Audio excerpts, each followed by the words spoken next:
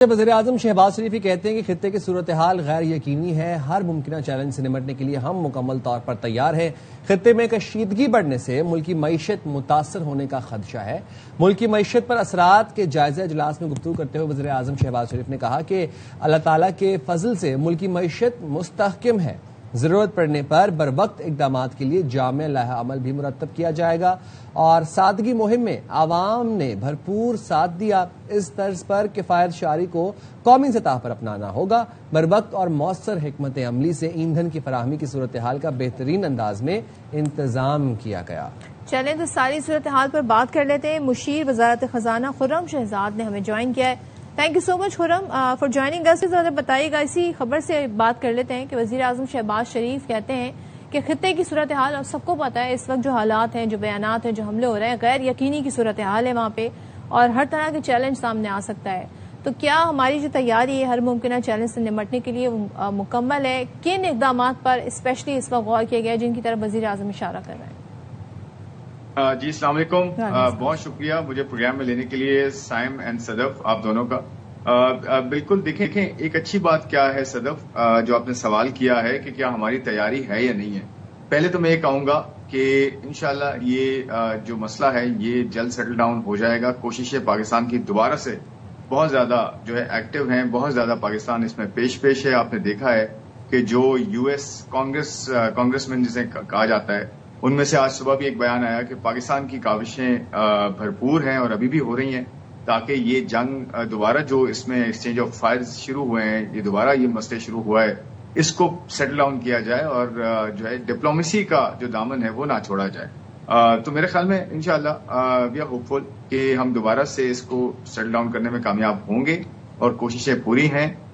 ہماری لیڈرشپ کی، government of Pakistan کی لیڈرشپ کی، جس میں پرائم منسٹر ہیں، جس میں فیلڈ مارشل ہیں، جس میں ہمارے اور سارے جو ہے وہ کولیگز ہیں، تو سب اپنا کام کریں۔ اور ساتھ میں یہ کہوں گا پارٹنر کنٹریز جو ہیں، جو دوست ممالک بھی ہیں، جس میں سعودی عربیہ ہے، قطر ہے، ترکی ہے، ایجپٹ ہے، سارے جو ہے کوششوں میں لگے ہیں، ایون چائنا اور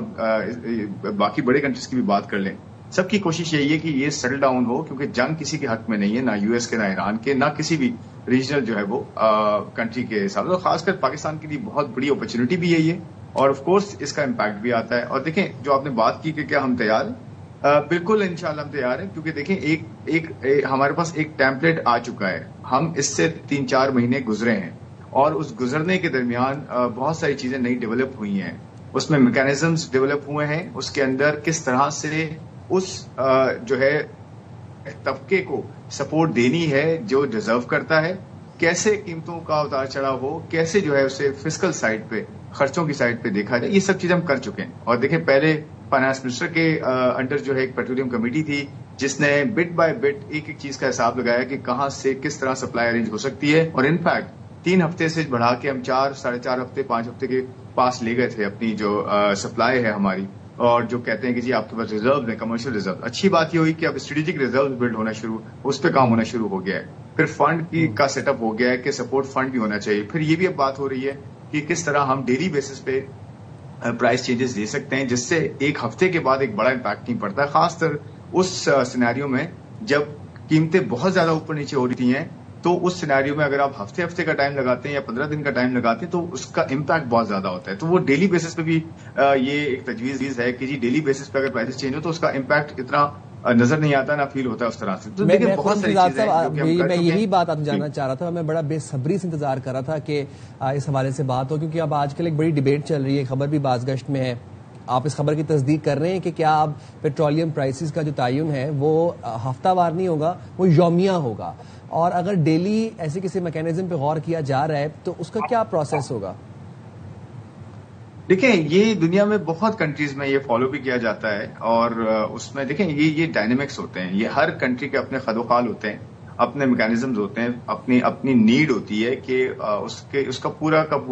جو ہے وہ انرجی کا نظام کیا ہے، اور کس طرح وہ امپورٹ کرتا ہے، کیسے وہ اسے اسٹور کرتا ہے، پھر اسٹور کرنے کے بعد یا پھر اگر لوکلی وہ جو ہے ایکسپلور کر رہا ہے آئل اینڈ گیس کو، کیسے وہ پروڈیوس کرتا ہے، کیسے وہ ریفائن کرتا ہے۔ تو دیکھیں یہ ڈیپینڈ کرتا ہے۔ تو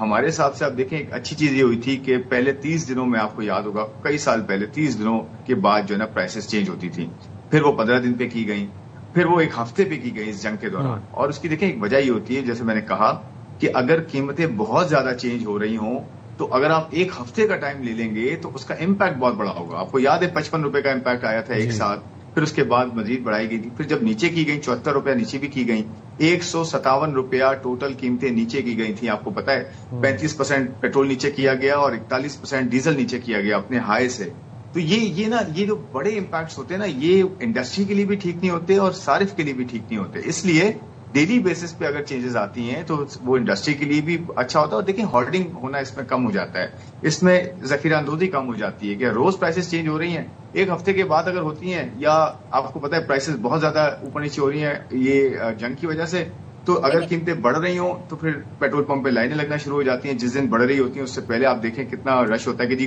لوگ اوبیسلی نیچرلی سوچتے ہیں کہ جی میں تھوڑا سا پیٹرول بھروا لوں. جتنا اکانومی کو سمجھتے ہیں یہ تجویز ہے جی, یہ یو آر دی ایکسپرٹ, لیکن میں اس تجویز کے بارے میں تھوڑا یہ جاننا چاہتی ہوں. ہمارے یہاں تو ایک پینک ہو جاتا ہے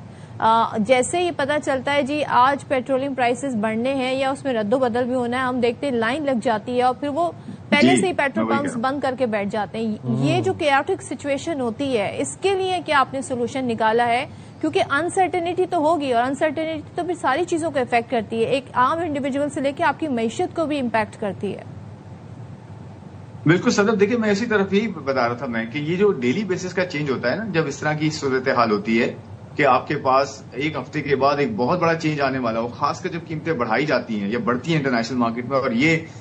لوگ سوچتے ہیں اور لوگوں کو پتا ہوتا ہے کہ جی اب قیمتیں بڑھنے والی ہیں, کیونکہ آج کل تو آپ کو پتا ہے ہر جگہ انفارمیشن فلو ہے, ہر کسی کو یہ اندازہ ہو جاتا ہے کہ انٹرنیشنل مارکیٹ میں کیا ہو رہا ہے, لوکل مارکیٹ میں اس کا امپیکٹ کیا ہوگا جب آپ لنک کرتے ہیں انٹرنیشنل پرائسز کو لوکل پرائسز میں پاس آن کرتے ہیں. تو یہی ہوتا ہے, آپ نے بالکل صحیح کہا کہ لائنیں لگنا شروع ہوتی ہیں. اور پھر دیکھیں پروڈیوسر سائڈ پہ بھی کیا ہوتا ہے, جو سپلائر ہوتا ہے وہ بہت بڑا پارٹ ہوتا ہے, جو لے کر آتا ہے تیل کو یا گیس کو یا پیٹرول کو ڈیزل کو, اس کے لیے بھی یہ ہوتا ہے کہ جی اس میں بہت سارے ایسے ایلیمنٹس وہاں پہ بھی ہوتے ہیں کہ جی جو یہ سوچ لیتے ہیں کہ جی ہارڈنگ بھی ہو سکتی ہے, اس میں آپ ذخیرہ اندوزی بھی کر سکتے ہیں. میں ان کی بات کر رہا ہوں, کچھ ایلیمنٹس ہوتے ہیں انڈسٹری پوری نہیں کرتی. آف کورس انڈسٹری میں بہت بڑے بڑے پلیئر ہوتے ہیں, بہت ریلائبل ٹرسٹ وردی پلیئر ہوتے ہیں. تو یہ اس کی وجہ سے نا آپ اگر ڈیلی چینج کرتے ہیں تو لوگوں کو شاید یہ موقع ہی نہیں ملتا کہ اسے جو ہے نا یہ ہو کہ جی اب ایک ہفتے بعد چینج ہوگا تو میں پہلی ذخیرہ اندوزی ایک ہفتے کے لیے کر لیتا ہوں. تو وہ روز چینج ہو رہی ہوتی ہیں قیمتیں, تو وہ اس کو یہ بھی ٹائم نہیں ملتا. تو اس میں ہمیں نا ایڈریس کرنے کا بڑا موقع ملتا ہے اگر ڈیلی چینجز ہوتی ہے. لیکن تو تجویز ہے اس کے, دیکھیں میں پھر وہی کہہ رہا ہوں, اس کے بینیفٹس, اس کے نقصانات, کیسے یہ کنٹری کے لیے بہتر ہوگا نہیں ہوگا,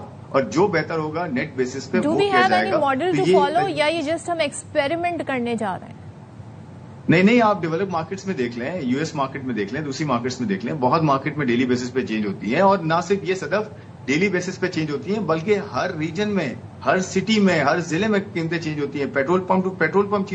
قیمتیں چینج ہوتی ہیں. دیکھیں ٹرو ریگولیشن کیا ہوتی ہے, ڈی ریگولیشن کیا ہوتی ہے کہ آپ مارکیٹ کو کھول دیں, پرائز کے ساتھ نہ کھیلیں, قیمت کو جو ہے ڈیٹرمن ہونے دیں ڈیمانڈ سپلائی پہ, اور سپلائر سائڈ کو امپروو کریں. جب سپلائر سائڈ امپروو ہوگی, مارکیٹ میں اگر پروڈکٹ آئے گا اور زیادہ مقدار میں آئے گا, کمپٹیشن ہوگا, تو الٹیمیٹلی وہ قیمتیں جو ہے نا وہ بہتر ہوں گی کنزیومر صارف کے لیے. تو ہمیشہ گورنمنٹ کا یہ کام رہتا ہے کہ گورنمنٹ مارکیٹ کو ڈی ریگولیٹ کرے, کھولے مارکیٹ کو اور کمپٹیشن کریٹ کرے, تاکہ جتنی سپلائی زیادہ ہوتی ہے نا, آپ کو پتا ہے صدف, اتنی قیمتوں کا جو ہے نا وہ اس میں جو ٹھہراؤ آتا ہے اور کمی ہوتی ہے قیمتوں میں, اور صارف کو قیمت جو ہے نا وہ کم ملتی ہے. تو یہ گورنمنٹ پاکستان کا بھی پلان ہے کہ ایسا ایسا ڈی ریگولیٹ ہو, رات نہیں کہ پرائز سیٹ کرتے رہیں اور پروڈکٹ کی جو ہے نا شارٹیج بھی ہو جائے اور اس میں پرابلمز بھی ہوں. ٹھیک ہے, بہت شکریہ خرم شہزاد صاحب, آپ نے پروگرام کے لیے وقت نکالا.